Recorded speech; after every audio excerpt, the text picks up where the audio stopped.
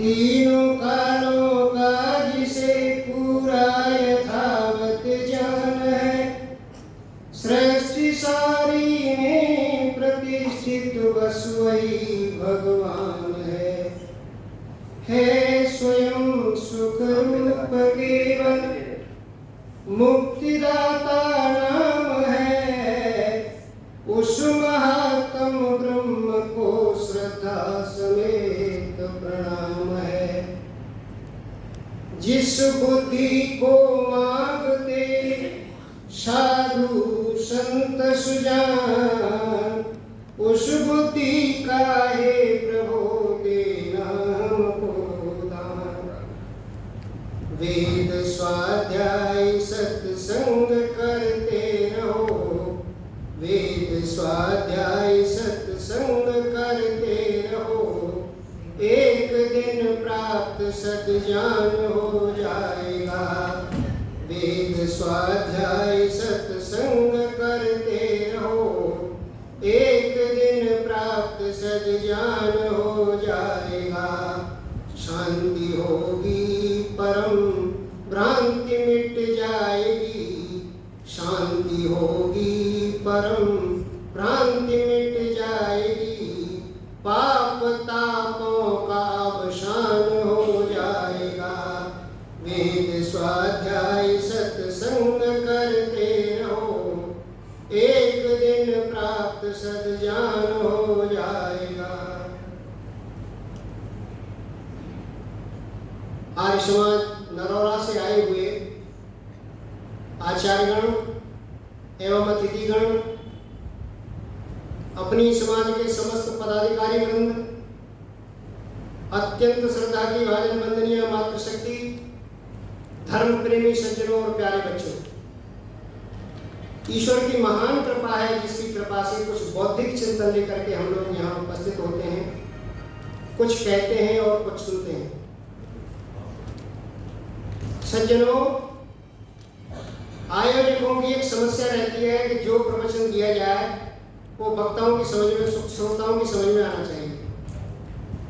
यदि श्रोता की समझ में नहीं बैठ रहा तो फिर वक्ता का कोई लाभ नहीं है। फिर तो एक अंध परंपरा का एक चलन है, एक प्रवचन दे दिया, कुछ ने सुन लिया, कुछ ने समझ लिया।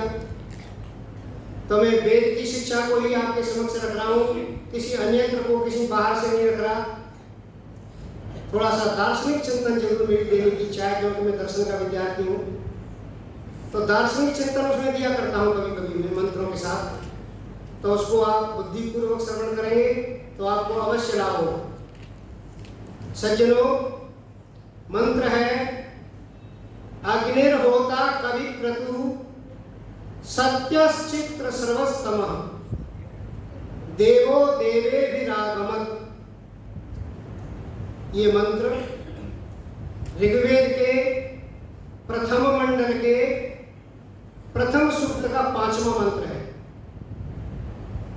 और इस मंत्र को महर्षि ने आर्याभिविनय के प्रथम प्रकाश के 5वें स्थान पर रखा है।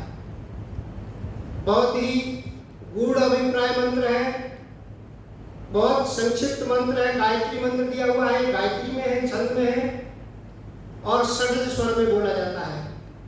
आपको जैसे मैंने पूर्व बताया था कि नारद संहिता ये कहती है कि षड्ज स्वर जो है वो मोर पक्षी बोलता है, मोर पक्षी की भाषा में बोला जाता है षड्ज स्वर, जिसका उच्चारण हृदय, कंठ, जिह्वा, तालु, दंत्य और ओष्ठ, इन 6 जगह को टच करता हुआ जो स्वर निकलता है उसको षड्ज स्वर की संज्ञा दी गई है। ये नारद संहिता ने हमें बताया है। तो सज्जनों, ये गायत्री मंत्र है, त्रिपदा गायत्री है। गायत्री भी 2 प्रकार के हैं, एक त्रिपदा है, एक चतुष्पदा है। चतुष्पदा 4 चरणों वाली, जिसमें 6 मात्राओं की 4 चरण होते हैं। और त्रिपदा गायत्री जो है वो 3 मात्रा, 8 मात्राओं के जो 3 चरण होते हैं उसे त्रिपदा गायत्री है। गायत्री बहुत प्रकार की होती है। एक अक्षर कम है निचत, एक अक्षर अधिक है विराट, 2 अक्षर अधिक है तो सुराट, 2 अक्षर कम है तो विराट। इस तरह का उसका अलग अलग विभाग है। और फिर उसके भी अलग अलग विभाग है। गायत्री मंत्र कई बहुत प्रकार का होता है। सज्जनों, इस मंत्र मंत्र का देवता अग्नि है और इस मंत्र के ऋषि मधुच्छंदा है। वेद की शुरुआत के जो 5 मंत्र हैं उसमें 5वां मंत्र ये है, और सब मंत्रों में अग्नि शब्द सबसे पहले आया है। इन 5 मंत्रों तक अग्नि शब्द पहले आता है। अग्नि शब्द अग्रणी परमात्मा के लिए आया हुआ है। जो लोग रूढ़ी अर्थ करते हैं, जो पाश्चात्य विद्वान और यहाँ के विद्वान सायण महीधर आदि, वो उसका रूढ़ी अर्थ करते हैं, अग्नि को आग समझते हैं वो। लेकिन परम ऋषि ने सिद्ध कर दिया कि वेद के सारे शब्द यौगिक हैं। यौगिक का मतलब जो शब्द है वो वैसा ही अर्थ देने वाला है, उसका वैसा ही अर्थ है। जैसे पंकज शब्द है, पंकज शब्द पंके जाएंगे कि पंकज कीचड़ में पैदा होता है इसलिए उसको पंकज कहते हैं। लेकिन पंकज कीचड़ में तो बहुत से वनस्पतियां पैदा होती हैं। आजकल जो है वो सिंघाड़ा चल रहा है, सिंघाड़ा भी उसी के अंदर कीचड़ के अंदर ही पैदा होता है। तो सारे को पंकज नहीं कहते। पंकज शब्द रूढ़ी कर दिया गया है, केवल कमल के लिए पंकज बोला जाता है, तो ये रूढ़ी बना दिया गया है। इसलिए इसको योग रूढ़ी भी कहते हैं, क्योंकि ये रूढ़ी भी यौगिक भी है, यानी कीचड़ में पैदा होता है, ये लक्षण भी उसके अंदर विद्यमान है, और रूढ़ी भी है, इसलिए योग रूढ़ी शब्द है। इसी तरह से अग्नि शब्द जो है वो रूढ़ी अर्थ नहीं है। रूढ़ी यदि बना देंगे तो उसका वास्तविक अर्थ निकल के नहीं आएगा। इसलिए अग्नि शब्द अग्रणी परमात्मा के लिए किया गया। परमात्मा अग्रणी है, ये जीवात्मा आगे बढ़ने की इच्छा करता है, हर समय आगे बढ़ने की इच्छा करता है। कैसे आगे बढ़े, इसको अग्रणी मित्र की जरूरत है, ऐसे व्यक्ति की, ऐसे सलाहकार की, ऐसे विद्वान की जरूरत है जो आगे बढ़ाए इसको। सज्जनों, परमात्मा से बड़ा अग्रणी कोई संसार नहीं। परमात्मा अग्रणी है। परमात्मा सबको सबके दिल में प्रकाश करके, वेदों का उपदेश दे करके परमात्मा सबको आगे ले जाता है, सबको आगे बढ़ाता है। इसलिए परमात्मा अग्रणी है। परमात्मा जो है अग्नि है। एक दूसरा शब्द कह दिया गया होतारम, होता शब्द कह दिया गया। अग्निर्होता, होता है। होता क्या है? अभी सब लोग यज्ञशाला में बैठे थे, सारे यज्ञ कर रहे थे, सारे हवि डाल रहे थे, सारे होता का काम कर रहे थे, दे रहे थे कुछ। परमात्मा भी देता है, परमात्मा भी देने वाला है। संसार को प्रकट रूप में पैदा करता है परमात्मा। परमात्मा संसार को प्रकट करता है, संसार को बना करके देता है हमें, इसलिए परमात्मा होता है। महर्षि उणादि कोश में महर्षि ने होता शब्द का अर्थ लिखा है कि हु दाना दाने हो। महर्षि दयानंद के जितने भी उणादि कोश में अर्थ दिए गए वो सारे निरुक्त से संबंधित हैं, व्याकरण से संबंधित हैं, बहुत ही उच्च कोटि के अर्थ लिए हुए हैं। हु दाना दाने हो, जो दान भी देता है, देता भी है, और आदाने हो कहते लेता भी है। परमात्मा जब ये सूर्य की शक्ति समाप्त हो जाएगी धीरे धीरे करके, तो बस संसार को वापस भी प्रतिप्रसव भी करता है, प्रसव करता है, पैदा करता है और प्रतिप्रसव भी करता है। जिस तरह से पैदा करने का क्रम है, उसी तरह से उसको वापस लेने का भी क्रम है उसका, इसलिए वापस भी लेता है। इसलिए भू दाना दाने हो। और सज्जनों, होता अत्ता भी निकलता है होता से। अत्ता कहते हैं चराचरम ग्रहणा, जो चर और अचर समस्त सारे संसार को ग्रहण कर रहा है और धारण कर रहा है, इसलिए उस संसार में उस परमात्मा का नाम होता है। ऐसा होता हमारे सामने विद्यमान है, ऐसा देने वाला विद्यमान है, लेकिन हम परमात्मा को क्या समझते हैं जी? परमात्मा को संसार में किस रूप में देखा जा रहा है? मोरे मन तो अच्छ विश्वासा, राम ते अधिक राम कर दासा। आज इस रूप में भगवान को प्रस्तुत किया जाए कि ऐसा, एक तो भगवान राम को ईश्वर मानते हैं, और जब उसकी दास बन गए, राम के दास बन गए, तो राम से बड़ा मानना है उसको। सज्जनों, इस रूप में विद्यमान है। होता देने वाला परमात्मा है, लेकिन उसको उस रूप में ग्रहण नहीं कर रहे। सज्जनों, ये वेद अपौरुषेय हैं, वेद नित्य हैं, ज्ञान नित्य है, वेद अपौरुषेय है। अपौरुषेय से क्या समझते हैं हम? अपौरुषेय से ये समझते हैं कि ईश्वर का बनाया हुआ है ये। एक सज्जन मेरे साथ मिले, बड़े अच्छे विद्वान थे, कहने लगे वेद जो है अपौरुषेय है, वेद पौरुषेय नहीं है। मैंने कहा ये अपौरुषेय से क्या मतलब समझते हैं आप? वो जो पौरुषेय होता है इसका मतलब वो मनुष्य पुरुष के द्वारा बनाया हुआ, और अपौरुषेय होता है ईश्वर के द्वारा बनाया हुआ। मैंने कहा ईश्वर क्या पुरुष नहीं है क्या? क्या ईश्वर पुरुष नहीं है? ईश्वर की तो पारिभाषिक शब्द पुरुष है।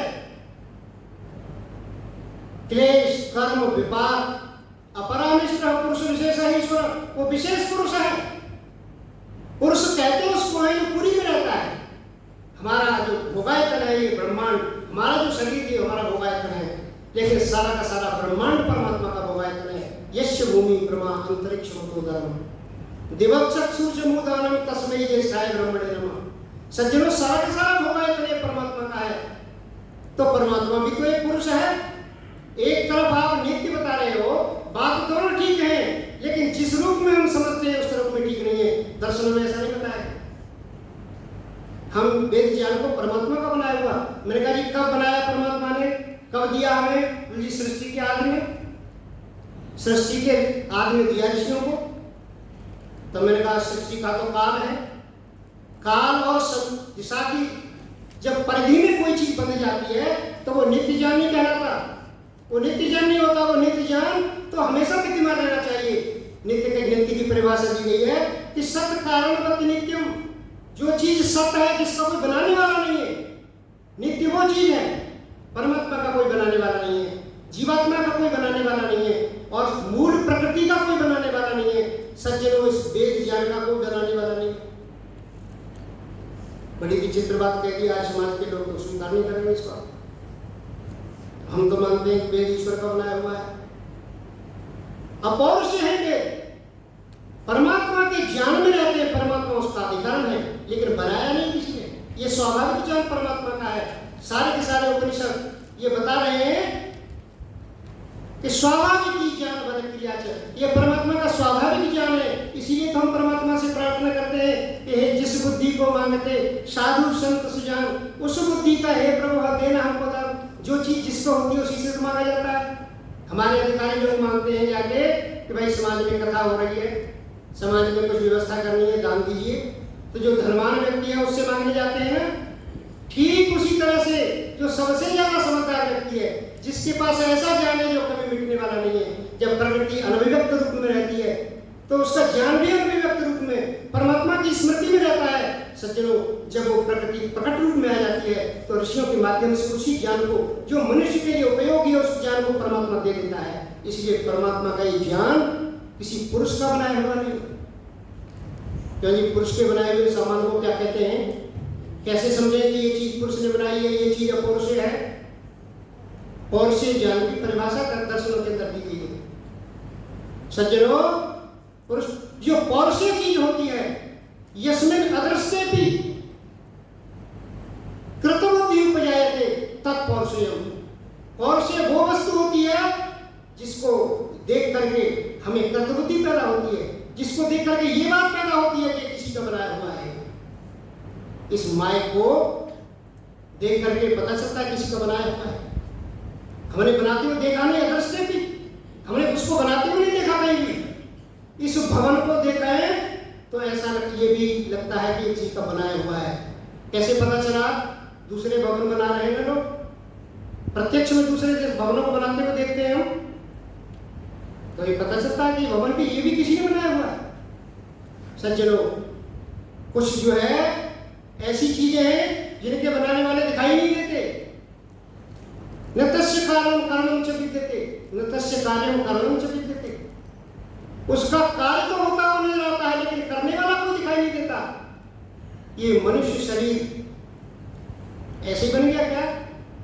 इसका भी कोई बनाने वाला कोई पुरुष है? तत्पौरुषेयम् अदृष्टे भी कृतबुद्धि उपजायते। इसका बनाने वाला भी पुरुष है। तो जी वो पुरुष क्या माता पिता है क्या? किसी माता से पूछो, आपने अपने बच्चे को पैदा किया कि आपने बनाया इसको? माता ने नहीं बनाया, उसको बनाने वाला भी कोई है। ये कोई सिद्धांत नहीं है कि जो चीज हमें दिखाई दे तभी उसको हम स्वीकार करें। अनुमान प्रमाण दिया गया है इसके लिए सज्जनों। अनुमान से परमात्मा का ज्ञान अनवरत रहने वाला है और परमात्मा का ज्ञान हमेशा उसके स्मृति में रहता है। क्यों जी, कुछ ज्ञान हमारी स्मृति में भी तो रहता है। ज्ञान नित्य और अनित्य, हमारा ज्ञान हमें भी तो कुछ याद है, हम भी तो याददाश्त करके बोल रहे हैं, वेद ज्ञान की बातें बता रहे हैं। तो क्या ज्ञान हमारे अंदर जो हमारी स्मृति में, क्या वो भी नित्य है? सज्जनों, वो शरीर के साथ समाप्त हो जाएगा, वो हमेशा रहने वाला नहीं है। कुछ संस्कार सूक्ष्म शरीर में, कुछ संस्कार बच रहते हैं, लेकिन सारा का सारा ज्ञान हमारा रहने वाला नहीं है। सारी याददाश्त हमारी जाने वाली नहीं है आगे।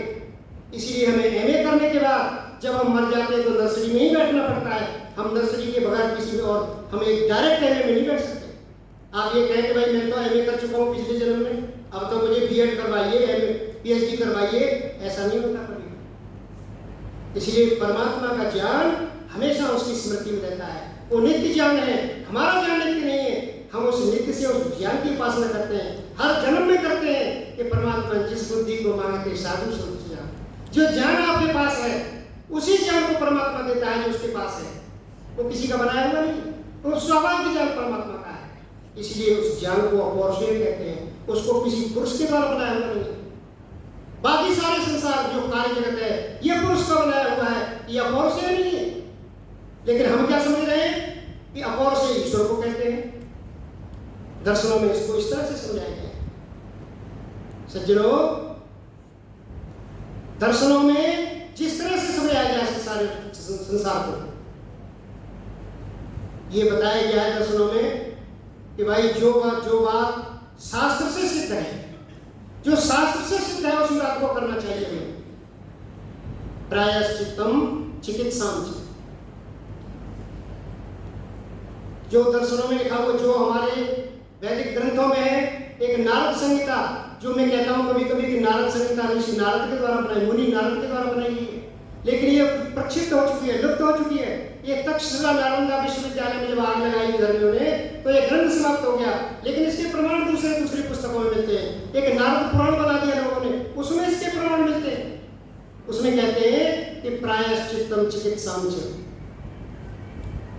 जो प्रायश्चित करना है हमारा और चिकित्सा है, और ज्योतिषम धर्म निर्णय बिना शास्त्रेण योग ब्रूयात्, जो बिना शास्त्र के बोलता है, तस्तम विद्या ब्रह्म घातकम, उसकी ब्रह्म विद्या जो है उसकी विद्या ब्रह्म घातक है, ब्रह्म हत्या के समान है। हम क्या समझते हैं, जो मर्जी बोल जाए। लोगों ने, हमारा सत्य ज्ञान मौजूद है, सत्य ज्ञान में यह लिखा हुआ है कि तमेव विदित्वा आत्मवृत्ति, संसार में परमात्मा के सिवाय और कोई रास्ता नहीं है, उसको जानने के अलावा और कोई रास्ता नहीं है। यदि मृत्यु के सागर से छूटना चाहते हो तो तमेव विदित्वा आत्मवृत्ति, ये परमात्मा का ज्ञान मौजूद है। लेकिन हम क्या कह रहे हैं, हम कुछ और ही कर रहे हैं। हम क्या कर रहे हैं जी, जड़ चेतन है ग्रंथि पर के। परमात्मा, अद्वैतवादी कहते हैं कि परमात्मा से जब उसकी माया मिल जाती है, विद्या मिल जाती है, तो परमात्मा जो सृष्टि की रचना कर देता है।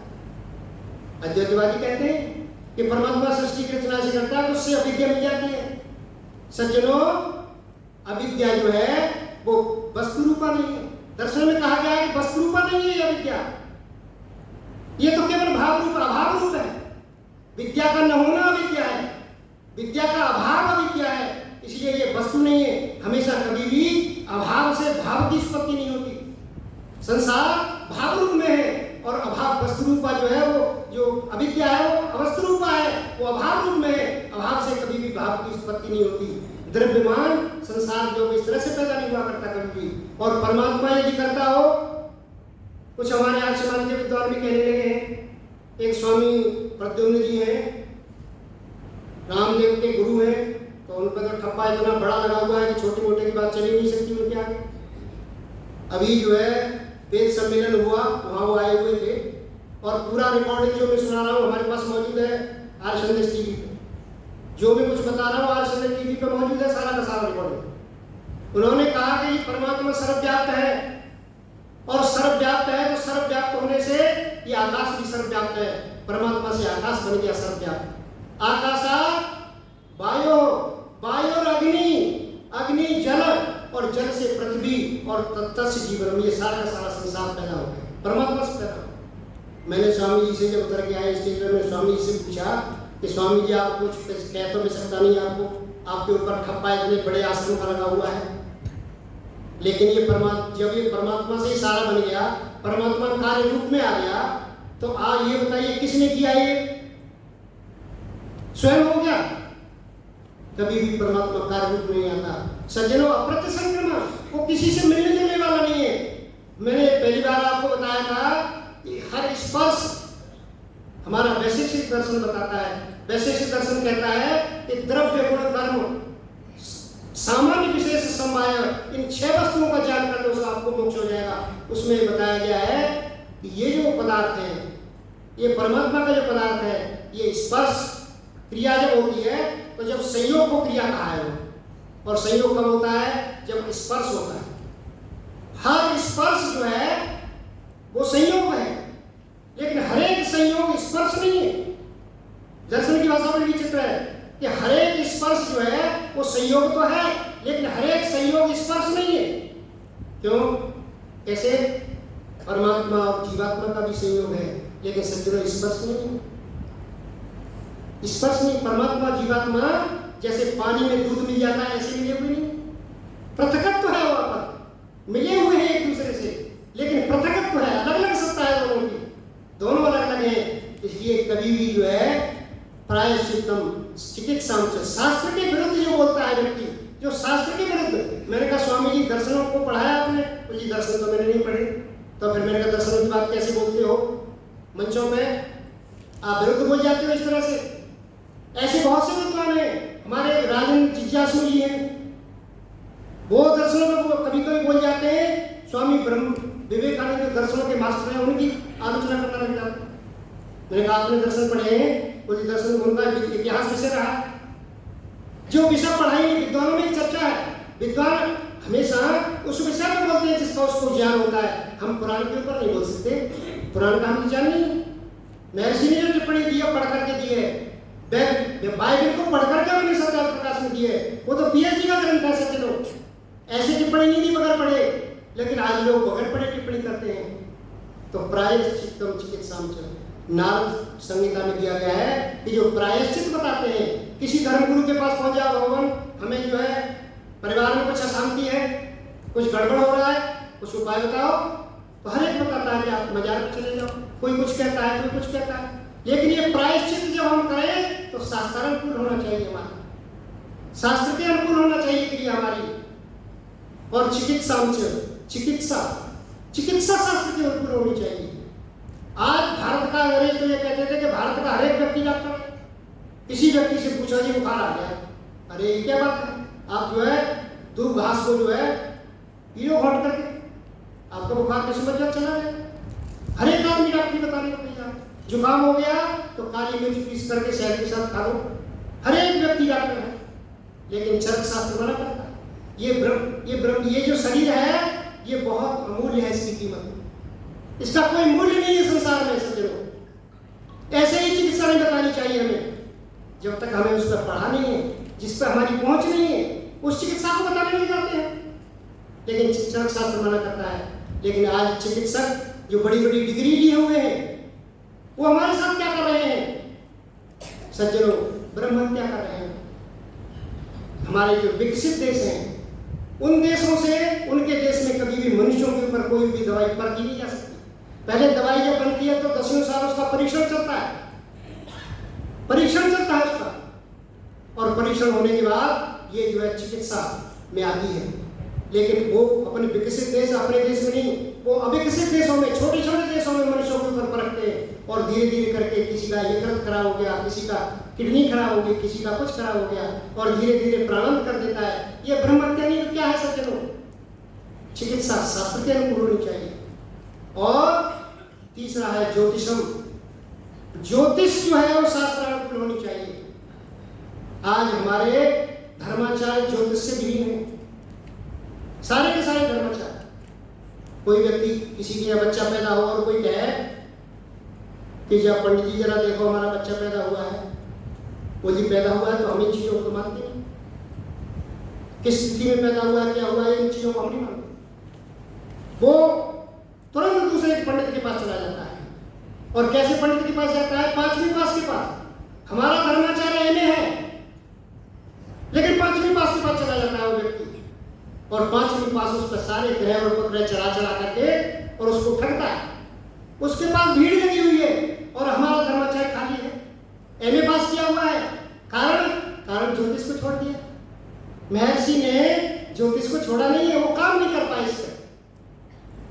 महर्षि ने सारे ग्रंथों पर काम किया है, सारे बड़े वेदांगों पर काम किया है, लेकिन ज्योतिष पर काम नहीं कर पाए। वो ज्योतिष को थोड़ा काम किया है।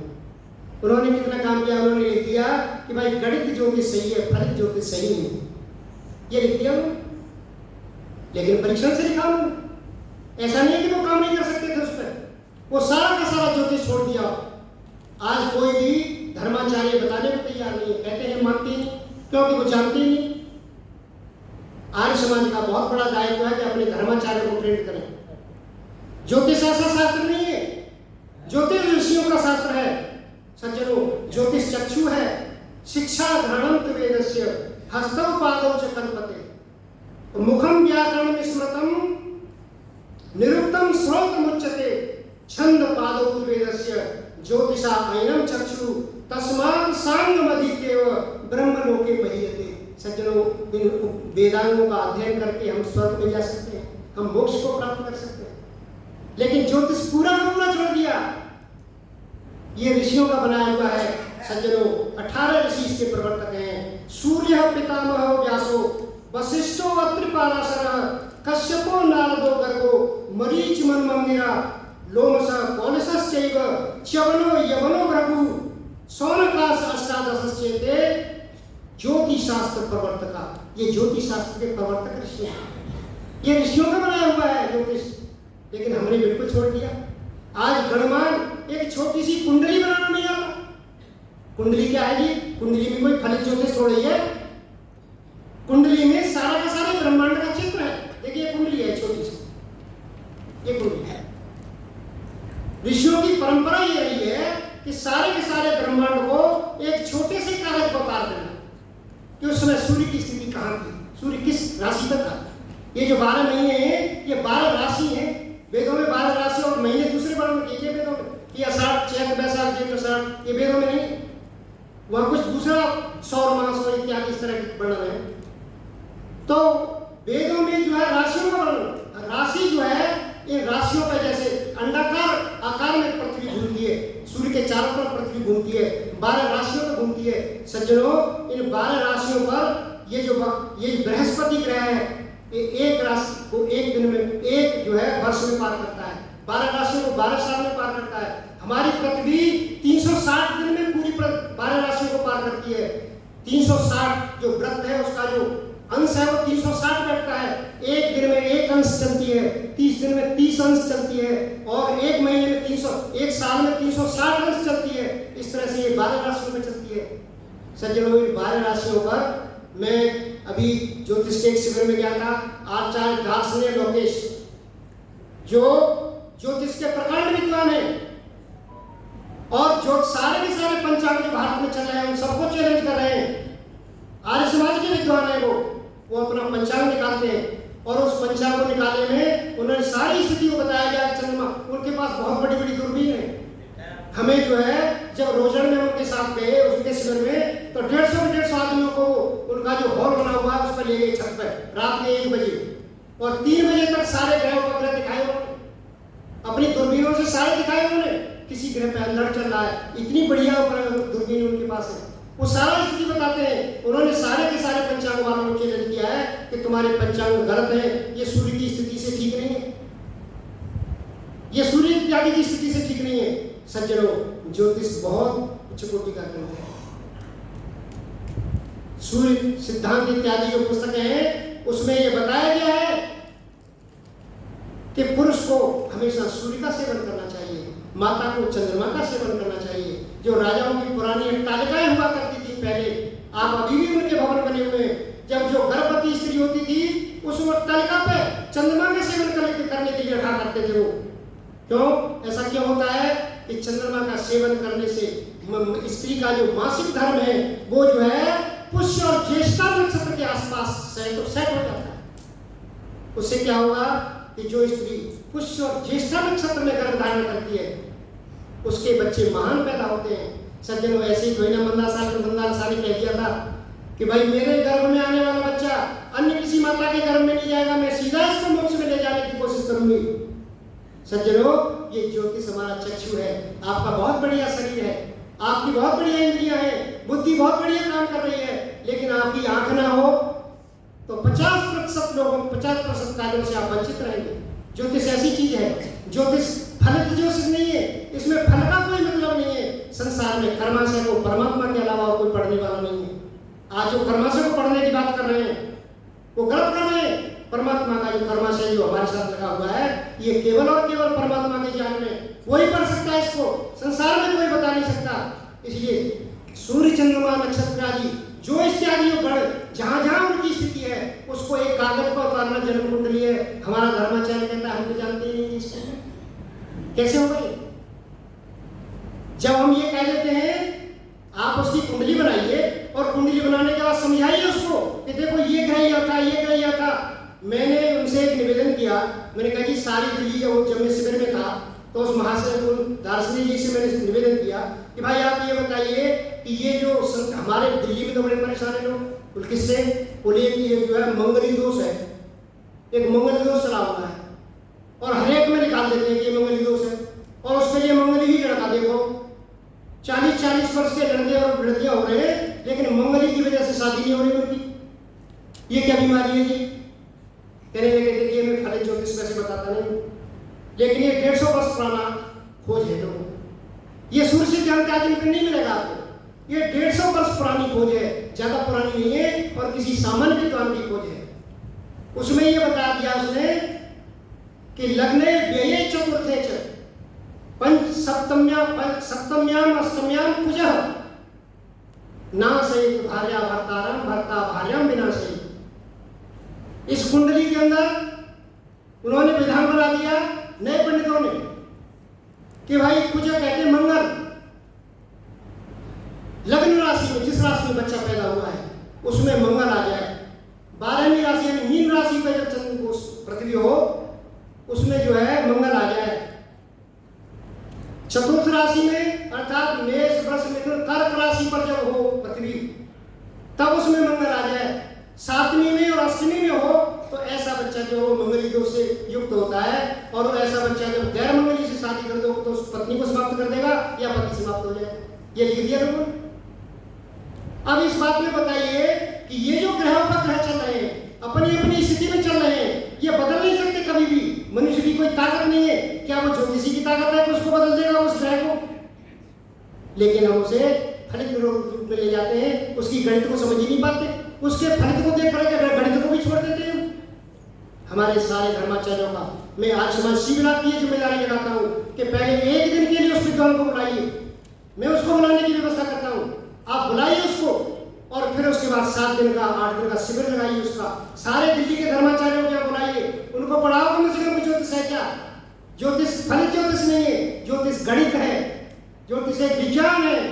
उसको हमारे धर्माचार्य वंचित हैं और वंचित है। MA पास करने के बाद 50 मंत्रों से सारी जिंदगी काट देते हैं।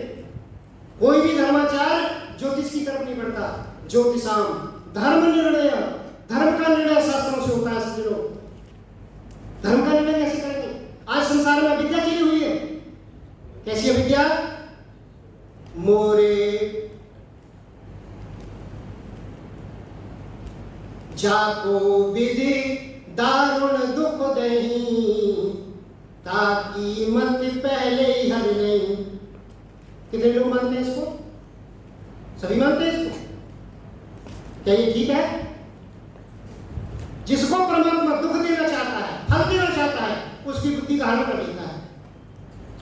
सज्जनों, वैदिक दृष्टि से ठीक है क्या? ये ठीक नहीं है। क्यों? हमने वैदिक सिद्धांत को समझा ही नहीं, लेकिन संसार में चल रहा है। लोग मानने को तैयार नहीं है। जो मन से कह दिया उसके खिलाफ कुछ बोल दिया तो गड़बड़ हो जाए। वो कहते हैं कि बुद्धि का प्रयोग कर दिया। बुद्धि का प्रयोग नहीं करना चाहिए। सज्जनों, मति परमात्मा कभी भी नहीं हरता। संसार में परमात्मा बुद्धि देता है, मति का हरण नहीं करता कभी भी। तो एक सज्जन पूछने लगे कि ये पाप पुण्य फल रूप मिलते हैं कि नहीं मिलते हैं? मिलते हैं। तो कैसे मिलते हैं, इनको कौन देता है? सज्जनों, दर्शनों में बड़ी अच्छी व्यवस्था बताई गई है। तद तद विपाको अनुमानेव अभिव्यक्तिर वासना, वासनाओं की अभिव्यक्ति होती है। हमें पुण्य और पाप के फल मिलते कैसे? तब तब विपाक हो, जैसे जैसे कर्म का फल मिलता है और वासनाओं की अभिव्यक्ति होती है, उस तरह की वासनाएं अंदर से फूटेगी और बुद्धि उस तरह से रास्ते में चलने लगेगी, हम सुख और दुख प्राप्त करने लगेंगे। ये बताया गया है योग दर्शन में। चतुर्थ पाद जो कैवल्य पाद बोला जाता है, उसमें 8वां सूत्र है, पढ़ लेना क्या। ऐसे ऐसे अभिव्यक्ति होती है। एक सज्जन कहने लगे कि इसको अभिव्यक्ति को करता कौन है, क्योंकि दिमाग में तो उनके में भरा हुआ था कि ईश्वर ही करता है सारा काम। यूँ कहते हैं सारा काम करने वाला ईश्वर ही है, दिमाग में भर रखा है।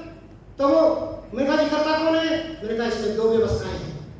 दर्शन इतने बढ़िया सब हमारे साथ बनाए हुए हैं, मोक्ष ग्रंथ कहा जाता है कि कोई भ्रांति आपके दिमाग में छोड़ेगी नहीं, लेकिन पढ़ने वाला गंभीर होना चाहिए, उसके लिए गंभीरता से पढ़ना चाहिए उनको। कोई भी इस ग्रंथि उन्होंने छोड़ी नहीं है जिसको वो ठीक ना कर दें। वासनाओं की अभिव्यक्ति कैसे होती है, इसकी 2 विधाएं हैं। एक तो परमात्मा का संविधान और दूसरा जीवात्मा उठाता है इसको। परमात्मा का संविधान कैसे, ये बात समझ में नहीं आई। एक स्थूल उदाहरण से समझेंगे आप। मारुति कंपनी बनाने वाली कंपनी ने मारुति कार बनाई, उसके इंजीनियर ने उसके अंदर संविधान डाला कि भाई इस तरह से ब्रेक लगाओगे, इस तरह से गियर बदलोगे, इस तरह से स्टीयरिंग दबाओगे, इस तरह से क्लिच और एक्सीलेटर दबाओगे। एक संविधान बना दिया उसके अंदर। उस संविधान से हमने कार चलानी है। सज्जनों, हमारी ये ताकत नहीं है कि उसके संविधान को बदल दें। हम गियर से क्लिच का काम कर लेने नहीं हो सकता, क्योंकि संविधान उस इंजीनियर ने डाला हुआ। सज्जनों, परमात्मा ने भी हमारे चित्त पर सारा का सारा सॉफ्टवेयर डाउनलोड कर रखा है। परमात्मा ने संविधान बनाया हुआ है और चित्त में सारा का सारा डाला हुआ है, और जीवात्मा उसको उठाता है। कहने लगे सज्जन के जीवात्मा कैसे उठाता है, जरा ये बताते जाओ चलते चलते। जीवात्मा उठाता कैसे है? जीवात्मा सज्जनों, इसकी 3 तरीके हैं जीवात्मा को उठाने के। जीवात्मा जब उठाता है जब आलमन उपस्थित होता है। आप बहुत ही अच्छी तरह से अच्छी बातें सुन रहे हैं, सबके अंदर सात्विक प्रवृत्तियां जागृत हैं, लेकिन अचानक ही एक सब इंस्पेक्टर 10 पुलिस वाले लेकर के एकदम मंदिर में आ जाए, कैसा भाव पैदा होगा? भय का वातावरण, एक भय होगा, भाई क्या हो गया, किसने क्या कर दिया, ये हमारे दिल में पैदा होगा, भय हो जाएगा, एकदम आलमन उपस्थित हो गया। आलमन से हमेशा स्मृतियां, हमारे जो संस्कार जो सोए हुए पड़े हैं वो जागृत होते हैं। हम दुश्मन को देख करके भौं चढ़ा लेते हैं, अब हम अपने विरोधी को देख करके भौं चढ़ा लेते हैं। ये कैसे चढ़ा लेते हैं हम? मंत्री थोड़ी देर 5 मिनट करते हैं, बस क्लियर कर लूं। हम जो है कैसे चढ़ा लेते हैं भौं?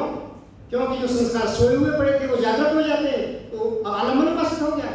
आलमन उपस्थित होने से हमारा संस्कार जागता है। तो इसका दूसरा नियम है कि हमारे वर्तमान के कर्मों से भी ये संस्कार जागता है।